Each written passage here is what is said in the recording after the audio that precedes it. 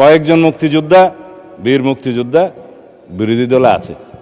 আমি বুঝতে পারছি মানে স্পিকার আপনি কেন ভয় পাচ্ছেন দিতে, আপনাকে ধন্যবাদ। যে অ্যাটমসফিয়ারে আমরা এখানে আলাপ আলোচনা করি, মাঝে মধ্যে সেটা কিছু উত্তেজনা সৃষ্টি হবেই, সেটা স্বাভাবিক। আমাদের মাননীয় সংসদ সদস্য অত্যন্ত বয়স্ক এবং ইতিহাসে সমৃদ্ধ, কিন্তু আমরা এখন ভূগোলে আছি। আমরা বেশি ইতিহাস চর্চা করতে গেলে মাঝে মধ্যে কিছু ব্যত্যয় হবে মানে স্পিকার। আপনি স্বাধীনতা যুদ্ধের একজন বটবৃক্ষ, তিনিও একজন মুক্তিযোদ্ধা। আমার মাঝে মধ্যে শুনতে ভালো লাগে যখন মাননীয় বিরোধী দলীয় নেতা বলেন যে তিনি শহীদ পরিবারের সন্তান। আমরা এটাকে ধারণ করি। কয়েকজন মুক্তিযোদ্ধা, বীর মুক্তিযোদ্ধা বিরোধী দলে আছে। আপনি নিজেই স্বীকৃতি দিয়েছেন কয়েকজন মুক্তিযোদ্ধা আছে।